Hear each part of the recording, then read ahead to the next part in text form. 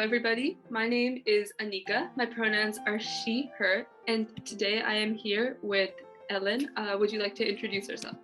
Sure. Hi, everyone. My name is Cynar. I am with Top the Organic Project, and I use she, her pronouns. All right. So today we have 15 pretty cool questions to ask you, and I will get started with number one. What is your role in the menstrual movement? Sure. I work for Top the Organic Project. We are an amazing period product company. We make organic pads, tampons, and liners, and I get to connect humans with those products. Okay. Number two, when did you first get involved in the menstrual activism space? Yeah, so my background is in public health, so I've done a lot of basic needs distribution work for most of my career, especially in the food distribution, food access world. And I actually started a free period product program in a public school system almost 4 years ago. So like many of you knew that there was a need in public schools to have access, started that program with a lot of amazing support from school leadership, students, and companies like Top that made donations. And so that's where I started off in thinking about period product access. Yeah. And in all of this, what was the biggest challenge you faced so far? So I think that for a lot of people who are really excited about period product access, it seems like a very simple, like, oh, we just get product and then people can access it. But there are so many other components, transportation, storage, supply chain, that if you're not in that churn of how people get things on a day-to-day basis, it can be really hard to pull people into that story. So I would say the biggest challenge is really helping people understand supply chain, help people understand, like, how do things wind up on your shelves? How did that thing wind up in your bathroom? It didn't just miraculously appear there. Somebody bought it. It's, somebody sold it. Somebody had to advocate for it. And so how do we help other advocates, other people who are interested in making sure that people have access to period products, especially good period products, know all of the processes that happen? Yeah, no, that's so important. And in conjunction with that, what is the most pressing problem that we face specifically to the menstrual justice movement? Yeah, where are the guys? Hey guys, where are you? We need you. And I think that's a hard thing for a lot of us that are here as, advocates on behalf of people with periods, people trying to advocate for women's health. But we need men. We need men in this conversation. We need them to see this as a major need, as an equalizer for women, in the menstrual justice world. And so I think that's the most pressing problem. How do we get men equally involved into this movement? That's so important and such a great point.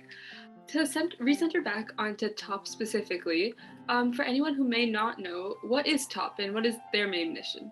Yeah, Top is the organic project, and we supply amazing organic pads, tampons, and liners in retail environment, e-commerce, and then to a lot of sort of the institutional market. So schools, nonprofits, think like really big organizations, and then also advocates who are working to increase period product access in community spaces.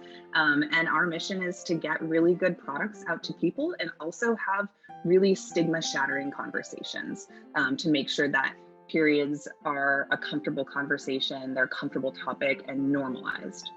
Yeah, and I noted that sustainability was something that Top has underscored. So how can people in their daily lives integrate sustainability in a way that's functional and not like stepping out of their comfort zone?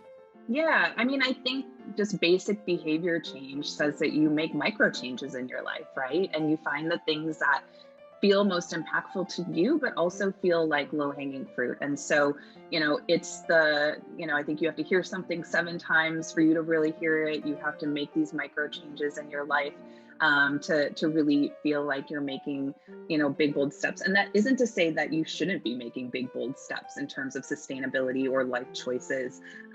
But I think on your day-to-day, what are the things that you are going to consistently able to carry through that has long-term impact in your life and for the environment? Yeah.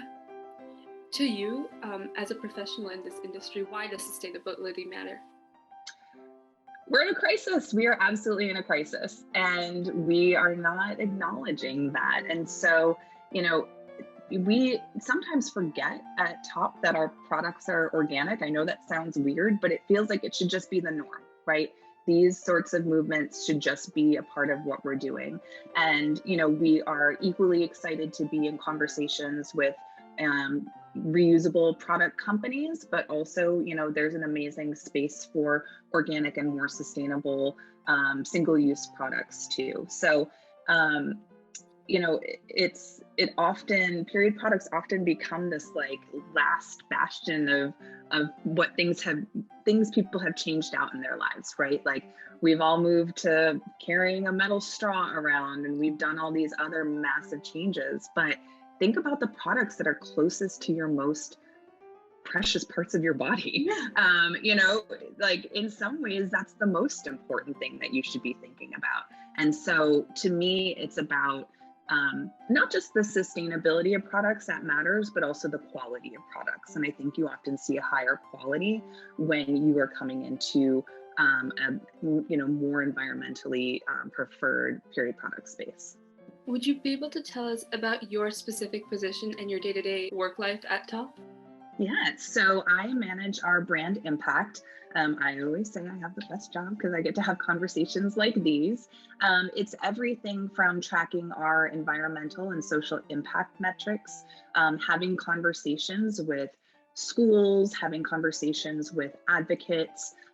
We talk a lot, or I spend a lot of time talking with janitorial and sanitation supply companies. So think about, you know, whomever is, you know, delivering toilet paper to a company or to a business, they also are delivering period products. And so how can we partner with organizations like that? I spend a lot of my time, again, just having conversations and helping an organization problem solve, figure out how they can get good product, how they can work with us, how we can work with their, you know, their teams, their facilities management teams, to make things happen in the space that they're trying to impact. Yeah, what is specific to Top's manufacturing process and how is it different? Yeah, so we are an organic period product company. And so we, you know, I think the primary differentiator between a company like Top and a lot of other brands is really that, you know, we're prioritizing better cotton and better ingredients for our period products. You know, I think another piece of manufacturing that differentiates us and that comes a little bit more to where we're selling is that we have a pretty diverse sales channel. So, for example, you can find us in amazing stores like Wegmans, Sprouts, Fresh Times, like, you know, great stores across the country. You can find us on e-commerce. You know, you can find us on Amazon. You can find us on FSA, HSA stores, and then you can find us in more institutional, large-scale markets. And so, from a manufacturing perspective, it's not just the ingredients that are going into our products, but it's also the amazing and different ways that we are packaging our products and distributing our products to get it out to as many sales channels as possible. To branch off of that, would you be able to compare the efficacy of organic period products versus more like conventional ones? Because I do understand that that's a concern that people have. Yeah, I mean, I would say I'm a person with a period. I've had a period for a really long time. And I love using Top products. I feel like they work just as well as any of the conventional products or traditional products that I would have used when I was a younger person. You know, we do hear concern that they might not be as, that, you know, an organic product might not work as well as a traditional product. And I personally, I will say, I find that they absorb better and that I'm not having to change them. I change them when I'm supposed to, but not as frequently as I might with something else. I think the other piece too, if you're a pad user, a lot of traditional pads are actually filled with fillers. So they look like they're substantial, but they're actually not absorbing in the way that you would want cotton to be absorbing. And so, you know, for pad users that are out there, you know, switching to an organic product that is using, you know, better cotton and fewer fillers, you might find that you actually have better absorbency than you do with one of those like really thick pads that is giving you the perception of high quality. Yeah, and consider our audience. We're posting this from everywhere, YouTube to Instagram. How can young people watching this get involved? I love people influencing the immediate space that they're in. And that could be having a conversation with the person that you're sitting next to at the dinner table. That could be advocating for the public spaces that you're in, for free period product access. Sometimes it's just asking a question, starting a conversation, but really thinking like, what is your sphere of influence? And I will say this over and over again, students hold far more power than they could ever imagine. Your schools are working to meet your needs. Your colleges and universities are looking to meet your needs. And no, it might not be an immediate like change of heart or, turning on the light switch, but the more and more that you're able to, convene with your peers and influence the space that you have right next to you or in front of you is so powerful. I talk about this all the time with my colleagues. I was not doing the advocacy work that you all are doing today. And you do have the power of the internet, and it can be a very scary place, but it can also be a very empowering place. And so, think with the internet, you have such global reach, but think about how much you can impact at the local level. Talk to your city council people, talk to your elected officials, go to your town halls, go to those places where adults are making decisions on your behalf and use your voice, because a lot of times adults are just making these decisions in a vacuum, again, on your behalf, and not asking what students want or need. And speaking of young people, what is something that you wish you knew about menstruation growing up? Oh, interesting. You know what? I grew up in a very period positive family. And I remember when I went to college, my dad got me, he went to like a bulk store and got me a year's supply of period products. And I thought that was normal. I realized that other people didn't talk about periods. I didn't realize that it wasn't this normalized thing. I wouldn't necessarily say it was something I was like talking to everybody about all the time, but it didn't feel shameful. It didn't feel stigmatized, kind of annoying.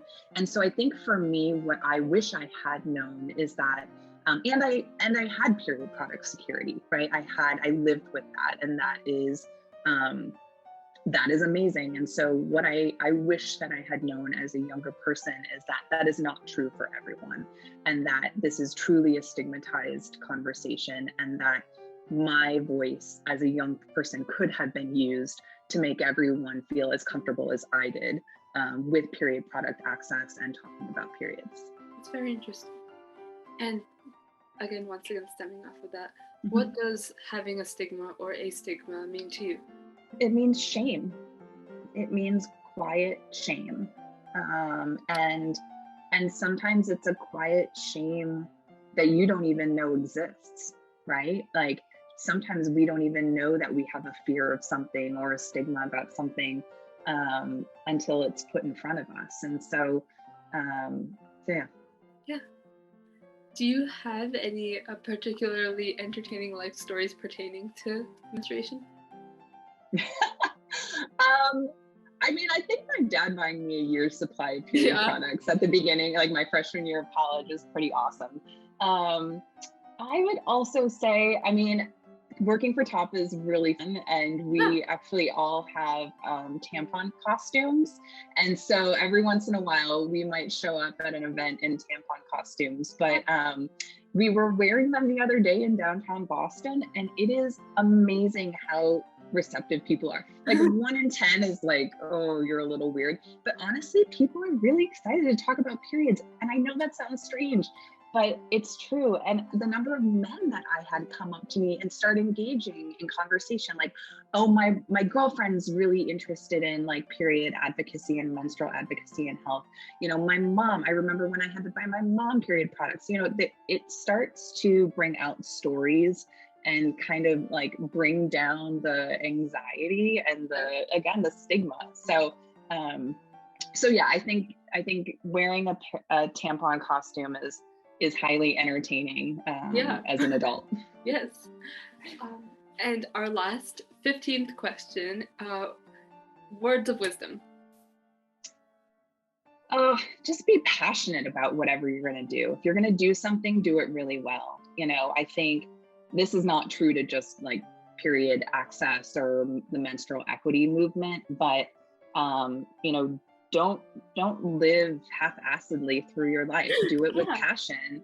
And I think especially for people who are in spaces where they're advocating for social change and advocating for things on behalf of not just themselves, but of, women, girls, people with periods, it can feel very frustrating. It can feel like a slight to yourself when people don't understand why you would need, period products and spaces. And so I guess my wisdom is just to know that like those challenges are only meant to propel you further in what you're supposed to do. Harness that frustration and that energy and know that you are part of something that is